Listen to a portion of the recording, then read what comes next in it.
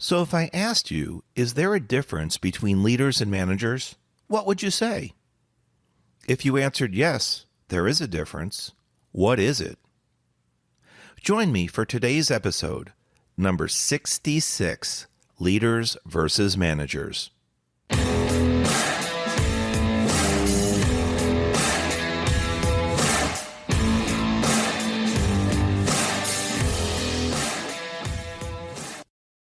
Welcome back to the Career Growth Made Easy podcast. I'm your host, Craig Ansell, and you're joining us for episode 66, Leaders versus Managers.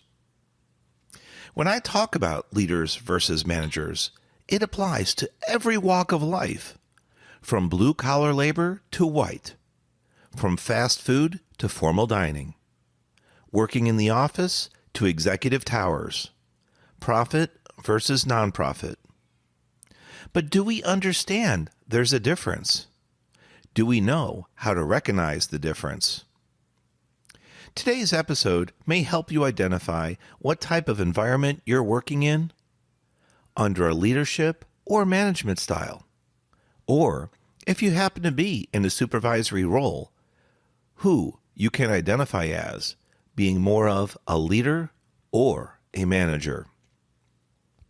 Now, we need both in this world, but depending on your role, it may benefit you and your team to modify your behavioral style to achieve greater results. Here's an example of something that recently happened to me when I received a to-go order at a local restaurant in Central Florida. I waited until the order was prepared and it was delivered out to my car, which I was thankful for. I asked the server, "Is everything there?" And they resoundingly responded, "Yes, I checked it myself." The server went on to explain that there was a delay for the order, and the reason was that the food was cooked to order, so it was fresh. Well, that sounded great, and we looked forward to a nice meal at home. Unfortunately, upon returning to the house and giving out the food to my family members, there were a couple mistakes. One, some of the food was overcooked and was very hard and dry. It had been grilled simply too long. Second, at least one side item was missing. Now, I don't have to tell you that's very disappointing, having driven home expecting a nice hot, fresh meal, and unfortunately, it wasn't so. However, even after asking the server, was everything there, and they resoundingly confirmed, there still were mistakes made. Now, hey, I'm the first to tell you I'm human, no big deal, it happens. But not with that great amount of confidence will I answer when in fact the order wasn't checked properly or at all. I made a call to the restaurant and spoke to the manager a day or two later explaining the situation. Here's where the thoughts about today's episode came from, leader versus manager. When he answered the phone, I explained the situation, and he said, "Here's what we're supposed to do when things like this happen. I'm supposed to write you a letter, and then I'm supposed to send you a small gift card so that we can compensate you, and you can choose to come back or not." On the basis of that, receiving a gift card for my difficult time and poor meal, yeah, that'll work. But it was his approach. Here's what I'm supposed to do. I'm supposed to, and then he laid out the process. Well, we did receive the letter, as the manager promised. I'll share the first sentence with you. It kind of caught me off guard.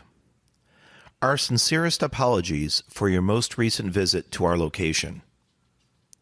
Now, being that you are a loyal Career Growth Made Easy subscriber, and you're striving to improve your personal and professional career life, I hope that that sentence caught you off guard as well as a little peculiar. "Our sincerest apologies for your most recent visit to our location." Don't apologize for me visiting your location. You can apologize for the poor service or the poor product that we received rather instead. But not to nitpick, it's really about the process with which the manager went about. Again, I said manager. If this person were a leader, what do you think they would have done or what they would have said? There would have been more discussion on the phone. There would have been greater inquiries as to what time of day we were there, if we had our receipt, who was the server. Did you remember any specific things about placing the order that could have caused confusion, or were there better ways that we could approach the situation next time?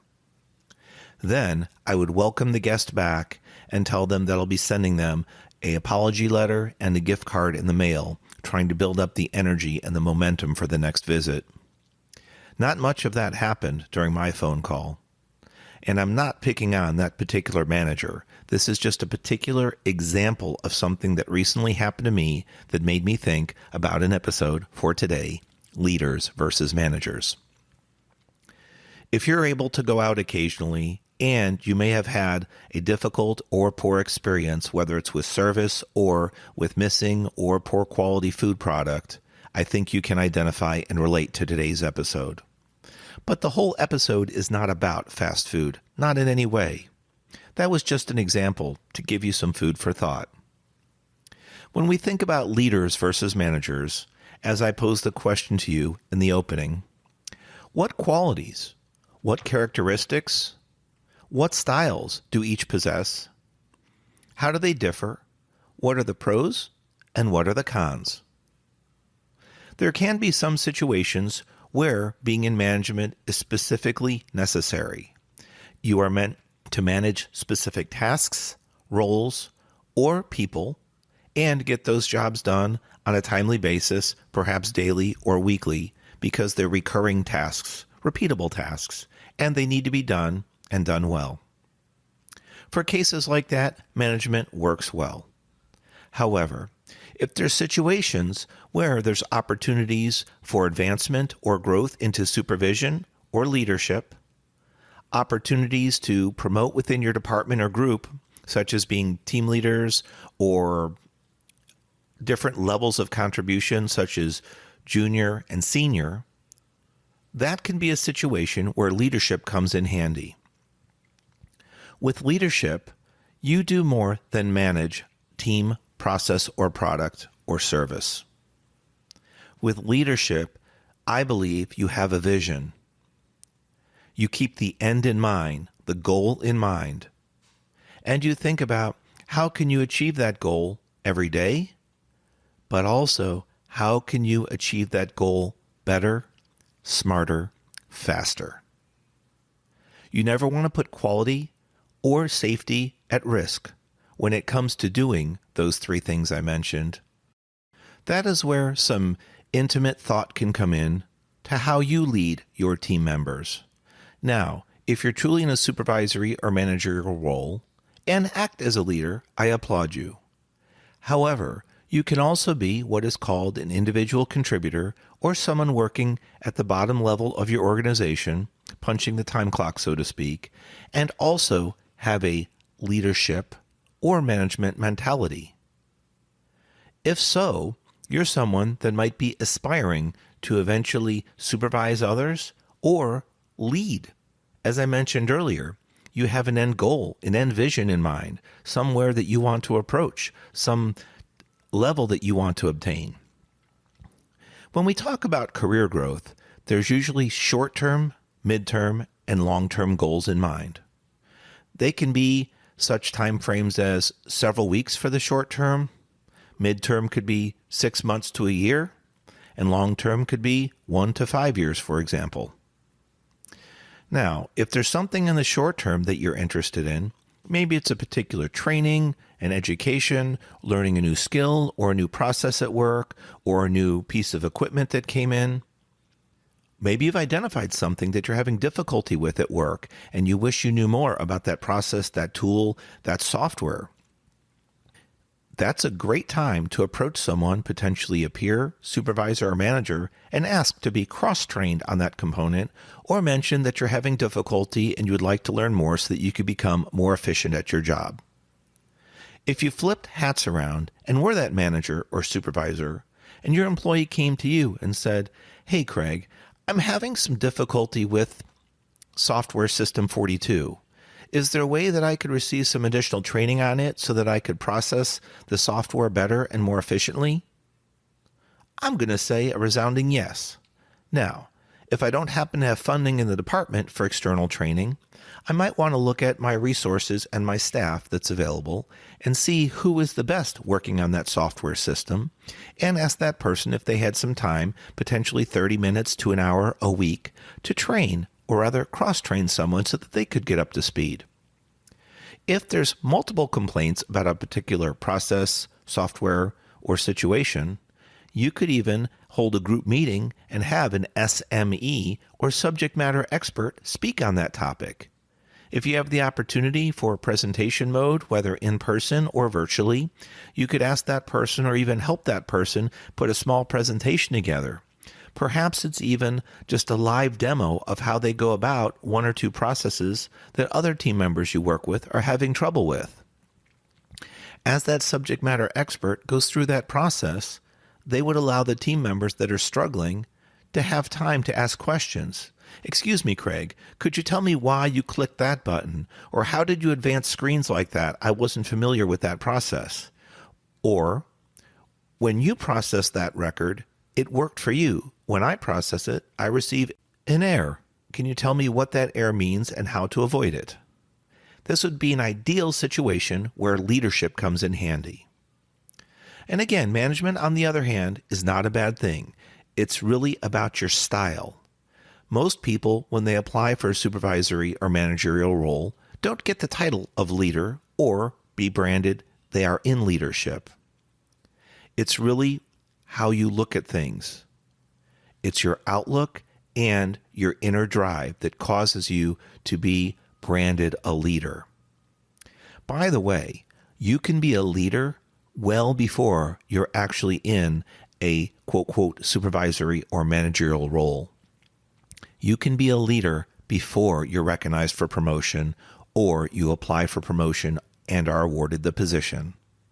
So stop and think today, whatever position you work in or who you work for, do you choose to identify as a managerial type person or a leadership type person?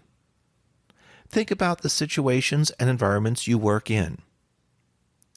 Do you see there are some weaknesses, or better yet, some areas for correction that maybe you envisioned and can contribute to the bottom line, improving it? That's where those delicate, respectful conversations can come in handy with your management, and you can hopefully improve processes in your group, your department, wherever you work. Again, it's a choice.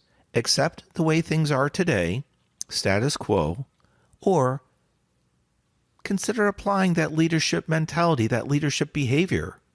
If not, at least apply a questioning attitude. I do recommend that. If there's something that you don't understand, respectfully ask a question about it.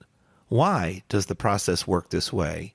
I'd like to know more about this because to me it seems it could be more efficient if we do that. One other thing that I would like to mention, since we just talked about a questioning attitude and potentially using why statements to see what you can uncover and learn. What if you're not the person that's struggling in a team environment, but you pick up on someone or a group of people that are? Perhaps you found a better way to do something, to create your product, to process your service, and it's more efficient and effective, something that you might have been doing for quite some time, so let's say the process is proven. There's ways to go about that, potentially suggesting a group department training or learning experience. But it's important that you, again, approach it delicately with your supervision or management, because the words you choose will have a great outcome and impact on if this SME, subject matter expert training, could occur. Maybe you won't be the one giving the lesson and someone else will that's more senior to you, but they don't happen to know the particular tricks or process that you do that's more effective and more efficient. These are challenging situations, but again, taking them cautiously and slowly, approaching them carefully, can help you, specifically with your wording, to get more of a leadership direction in your department and growth not only for you, but for your teammates as well. Remember, leaders versus managers, it's not about the title. It's about the energy, focus, and emotion you have inside and what your long-term visions are. Hope you've enjoyed today's show, episode 66, Leaders versus Managers. Thank you so much for listening to another episode of the Career Growth Made Easy podcast. I've been your host, Craig Ansell. Don't forget to pop into our totally redesigned website, craigansell.com, and visit the resource tab. We've got a lot of free content and downloads for you that can help you out in all kinds of different walks of life, from resume advice to office efficiency to just a variety of things. Stop by today, craigansell.com. And also, if there's anything particular that you're struggling with in your personal or professional career growth environment, please let us know. You can shoot a note to @CraigAnsell for LinkedIn, Facebook, and Instagram, or contact me directly, craig@craigansell.com, by email. I look forward to hearing from you and continuing on our career growth journey together. Peace.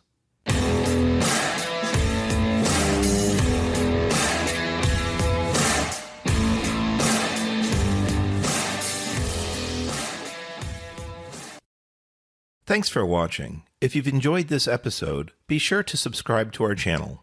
New episodes every Monday. In the meantime, why don't you follow us on social media, @CraigAnsell on Facebook, LinkedIn, and Instagram. To book a coaching appointment, download our free guides, or join our email list, check out the links in the description below.